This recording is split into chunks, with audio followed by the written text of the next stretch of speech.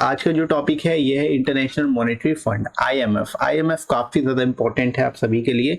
इससे क्वेश्चन आपको काफी तरीके के मिल सकते हैं, अलग अलग तरीके के क्वेश्चन मिल सकते हैं, राइट। तो आपको इस टॉपिक को भी जरूर तैयार कर लेना है, राइट। तो यहाँ पे सबसे पहले बात कर लेते हैं फॉर्मेशन की। The formation of IMF was initiated 1944 at Bretton Woods conference. ठीक है, ये जो ब्रिटेन वुड्स कॉन्फ्रेंस थी, यहाँ से ही जो है आपका जो वर्ल्ड बैंक है वो भी डेवलप बन रहा है, मतलब यहीं से शुरुआत हो रही है आईएमएफ और ब्रिटेन वुड्स कॉन्फ्रेंस की।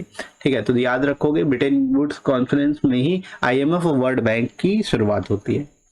IMF came into operation on 27 December 1945।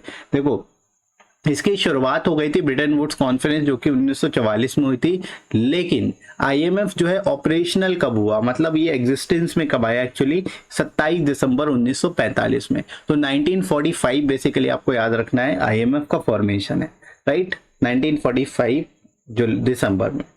And is today consist of 189 member countries, और टुडे जो है 189 जो है मेंबर कंट्रीज है आईएमएफ की, राइट। तो इसको आप ध्यान रखोगे। इसके अलावा इसका हेडक्वार्टर आपको याद रखना है वॉशिंगटन डीसी में है, और IMF is a specialised agency of United Nations. UN की ही एक स्पेशलाइज्ड एजेंसी है आईएमएफ, राइट। तो ये भी आप ध्यान रख सकते हो। ये कुछ बेसिक इन्फॉर्मेशन है आईएमएफ से रिलेटेड। इसके साथ ही साथ फ्रेंड्स आप IBA-CIO टियर 3 के इंटरव्यू बैच को ज्वाइन कर सकते हो, जो आप सभी के लिए काफी इंपॉर्टेंट होगा। इसमें आपको मॉक क्वेश्चंस मिल जाते हैं, नोट्स एंड PDF भी मिल जाती है, और इंटरव्यू से रिलेटेड जो इंपॉर्टेंट चीजें हैं वो सारा आपको कंटेंट भी मिल जाएगा, राइट। यहाँ पे आपको इंटरव्यू टिप्स, करंट और सिक्योरिटी से रिलेटेड इश्यूज को भी कवर कराया जाता है पूरा का पूरा। डेली मॉक क्वेश्चन आपको दिया जाता है प्रैक्टिस के लिए। साथ ही साथ जो इंपॉर्टेंट इंटरव्यू क्वेश्चंस हैं जो आपसे पूछे जा सकते हैं, चाहे वो पर्सनालिटी डेवलपमेंट से रिलेटेड हो या अदर रिलेटेड सेक्टर से रिलेटेड हो, राइट। साथ ही साथ 25+ आवर्स की आपको लाइव इंटरेक्टिव क्लासेस मिल जाती हैं जिनको आप एक्सेस कर पाओगे। 24/7 आप कभी भी अपने डाउट्स क्लियर कर सकते हो। साथ ही साथ रिकॉर्डेड वीडियोस भी आपको 24/7 रिवीजन के लिए मिल जाते हैं। गर्ल्स के लिए सेपरेट ग्रुप भी है, और आपको इस बैच को जरूर एनरोल करना चाहिए, क्योंकि यहाँ पे आपको काफी कुछ सीखने को मिल जाएगा और अलग से कुछ तैयार करने की भी जरूरत नहीं पड़ेगी। सारी चीजें आपको एक ही जगह पे एक सीक्वेंस्ड मैनर में मिल जाती है, राइट। तो लिमिटेड सीट्स ही अवेलेबल है, इस वजह से आप इस बैच को जरूर एनरोल करिए, राइट फ्रेंड्स। इसके अलावा आपको एडिशनल 10% डिस्काउंट मिल जाएगा। डिस्काउंट कोड आपको यूज करना है SG10 आप जब यूज करोगे आपको 10% डिस्काउंट भी मिल जाएगा, राइट फ्रेंड्स। तो डिस्क्रिप्शन में दोस्तों लिंक दिया गया है, वहां से जाके आप डिस्काउंटेड रेट पे जो है इस बैच को एनरोल कर सकते हो, डिस्काउंट कोड यूज कर सकते हो SG10, राइट फ्रेंड्स। अब बात कर लेते हैं फॉर्मेशन ऑफ आईएमएफ। आईएमएफ बना क्यों इसको, इसकी रिक्वायरमेंट है हुई, राइट। तो यहाँ पे आप बता सकते हो the breakdown of international monetary cooperation during the great depression lead to the development of IMF। ठीक है, यानी एक तरह से जो ग्रेट डिप्रेशन आया आफ्टर सेकेंड वर्ल्ड वॉर, उसके कारण एक तरह से जो इंटरनेशनल मॉनेटरी कॉपरेशन था वो खत्म हो गया था, राइट। तो उसी कॉपरेशन को एक तरह से ट्रैक पे लाने के लिए जो है आईएमएफ का फॉर्मेशन किया गया, right, which aims at improving economic growth, reducing poverty around the world। ठीक है, इसका मेन एम क्या था, इकोनॉमिक ग्रोथ को लाना और जो पावर्टी है वर्ल्ड में उसको भी खत्म करना, रिड्यूस करना, राइट। तो इसको भी यहाँ पे आप मेन इंटेंशन बता सकते हो क्यों बेसिकली इसको जो है फॉर्म किया गया। इसके बाद देखो, The International Monetary Fund was initially formed at Bretton Woods Conference in 1944। ठीक है, अभी शुरुआत में लोग डिस्कस किया ही कि जो IMF है ये इनिशियली फॉर्मेशन इसका ब्रिटेन वुड्स कॉन्फ्रेंस में हो गया था 1944 में, right. 45 government representatives were present at conference to discuss the framework for post war international economic cooperation. ठीक है, यहाँ पे भी आपसे पूछा सकता है कितने लोग, कितने रिप्रेजेंटेटिव थे। तो 45 जो थे गवर्नमेंट रिप्रेजेंटेटिव थे जो वो ब्रिटेन वुड्स कॉन्फ्रेंस में इस चीज को डिस्कस करने आए थे, फ्रेमवर्क को बेसिकली डिस्कस करने आए थे। ठीक है, तो 1945 में फॉर्मेशन है और 45 पीपल ही जो है गवर्नमेंट रिप्रेजेंटेटिव जो थे वो प्रेजेंट थे इस कॉन्फ्रेंस में, ब्रिटेन वुड्स कॉन्फ्रेंस में। ठीक है, इजिली आप रिमेंबर कर सकते हो, कनेक्ट कर लो 1945 से 45 को, राइट। इसके अलावा देखो, IMF became operational on 27 December 1945 with 29 member countries that agreed to bound to this treaty। ठीक है, यानी 27 दिसंबर 1945 में एक तरह से IMF जो है ऑपरेशनल हो गया था, IMF वर्किंग स्टार्ट हो गई थी, और उस समय 29 जो थे मेंबर कंट्रीज थे जो कि इस ट्रीटी को मानी थी जिन्होंने, right. Currently IMF consist of 189 members countries. अभी जो है करेंटली 189 मेंबर कंट्रीज हैं IMF की, ये भी आप याद रख सकते हो, राइट। अब इससे रिलेटेड कुछ इंपॉर्टेंट फैक्ट्स हैं जो आपको ध्यान रखने हैं। कुछ इंपॉर्टेंट फैक्ट्स क्या, कौन कौन से वो फैक्ट हैं, जैसे कि the IMF is regarded as the key organisation in international economic system which focuses on rebuilding the international capital along with maximizing the national economic sovereignty and human welfare। ठीक है, यानी IMF को जो है एक तरह से की ऑर्गेनाइजेशन की तरह ट्रीट किया जाता है इंटरनेशनल इकोनॉमिक सिस्टम में। ठीक है, जो फोकस किस पे करता है, इंटरनेशनल कैपिटल रिबिल्डिंग पे, साथ ही साथ जो नेशनल इकोनॉमिक सोवरेनिटी और ह्यूमन वेलफेयर को भी बढ़ावा देता है, राइट। तो इस वजह से यहाँ पे इंपॉर्टेंट है। इसके अलावा आपको ध्यान रखना है The United Nations is a parent organization that handles the proper functioning and administration of IMF। ठीक है, IMF को हैंडल कौन करता है, प्रॉपर फंक्शनिंग एडमिनिस्ट्रेशन जो है IMF का वो कौन हैंडल करता है, यहाँ पे यूनाइटेड नेशंस यानी UN करता है। ठीक है, तो ये आप ध्यान रखेंगे, UN जो है स्पेशलाइज एजेंसी, एक तरह से IMF जो स्पेशलाइज एजेंसी है UN की, यूनाइटेड नेशंस की। ठीक है, तो इसको भी आप ध्यान रख सकते हो। इसके अलावा the IMF is headed by managing director.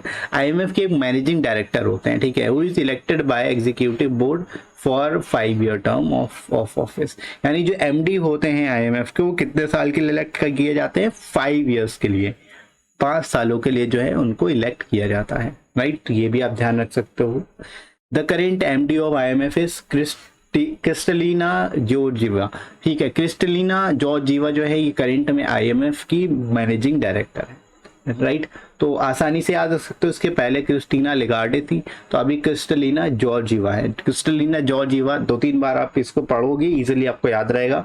और MD के बारे में तो जरूर याद रखना है, आपसे पूछा सकता है वो is the managing director of IMF, right. तो क्रिस्टलिना जॉर्जिवा है, क्रिस्टलिना जॉर्जिवा 2-3 बार आप बोलोगे आपको इजीली याद हो जाएगा, राइट। तो इसको भी ध्यान रखना है। मैनेजिंग डायरेक्टर, इनका टर्म कितना होता है, 5 year होता है, 5 साल का टर्म होता है।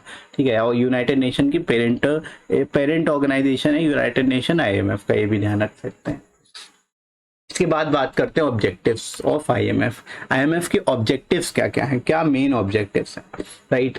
तो यहाँ पे आप बता सकते हो, to secure financial stability by eliminating और minimising the exchange rate stability.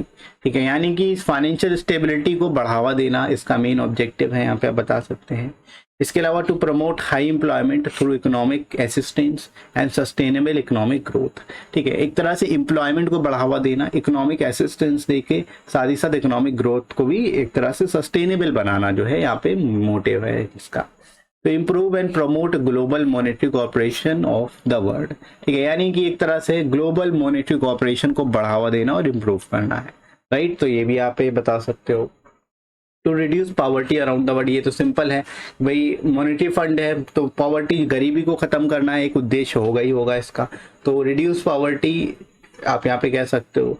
To facilitate a balance international trade, जो इंटरनेशनल ट्रेड है उसको बैलेंस बनाए रखना। ठीक है, इसको ये भी यहाँ पे ऑब्जेक्टिव है IMF का, राइट। तो ये कुछ बेसिक ऑब्जेक्टिव्स हैं, मेन ऑब्जेक्टिव्स हैं जिनको आप याद रख सकते हो और आपसे पूछा सकता हो। These are very common and easy to remember. ठीक है, आसानी से इनको याद किया जा सकता है, 1-2 बार जस्ट आप रीड कर लो इनको, ईजिली आपको याद रहेगा, राइट। आगे बढ़ते हैं, फंक्शंस क्या हैं IMF के, फंक्शंस इंपॉर्टेंट है।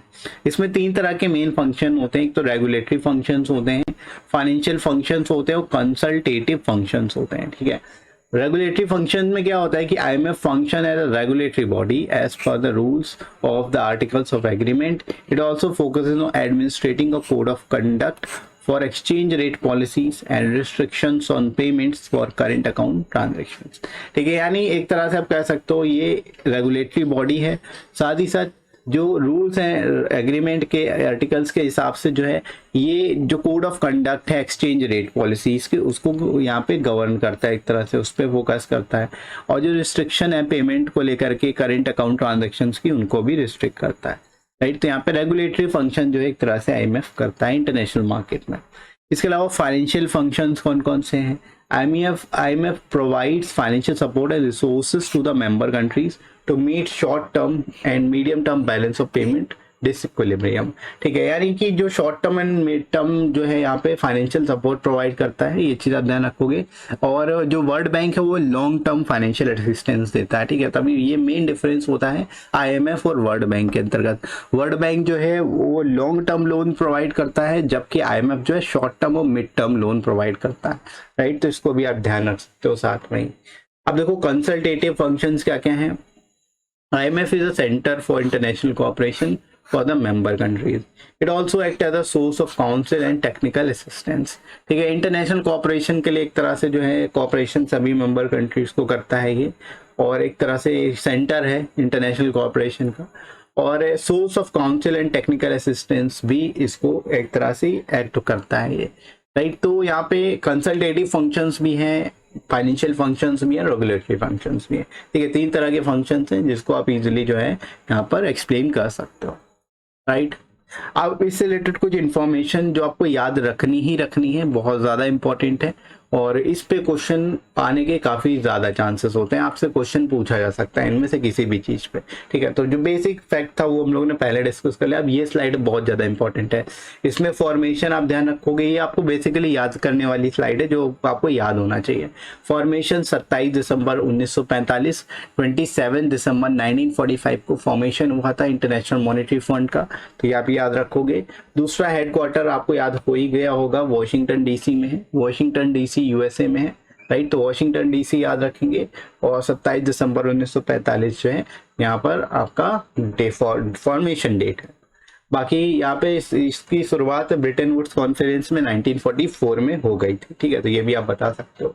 मैनेजिंग डायरेक्टर याद रखना है क्रिस्टलिना जॉर्जिवा। ठीक है, क्रिस्टलिना जॉर्जिवा जो है मैनेजिंग डायरेक्टर हैं, और क्रिस्टीना लिगार्डे से आप इसको याद रखते हो, प्रीवियस जो थी वो क्रिस्टीना लिगार्डे थी, तो अब क्रिस्टलिना जॉर्जिवा। ठीक है, तो ये यहाँ पे आप इजीली नाम भी याद रख सकते हो कनेक्ट करके एक दूसरे से। राइट, इसके अलावा चीफ इकोनॉमिस्ट के बारे में पूछा जा सकता है। चीफ इकोनॉमिस्ट ये इंडियन है। ठीक है, तो चीफ इकोनॉमिस्ट के बारे में पूछा सकता है कि चीफ इकोनॉमिस्ट कौन है, तो गीता गोपीनाथ। आप ध्यान रखेंगे, गीता गोपीनाथ जो है चीफ इकोनॉमिस्ट हैं। ठीक है, आपके इंटरनेशनल मॉनेटरी फंड की, तो इस वजह से इनको भी आपको ध्यान रखना है। इनका नाम भी आपसे पूछा सकता है कि who is the chief economist at IMF। Right, तो गीता गोपीनाथ आपको याद रखना है। इसके अलावा जो इंडिया है फाउंडिंग मेंबर है IMF का, पहली चीज याद रखोगे।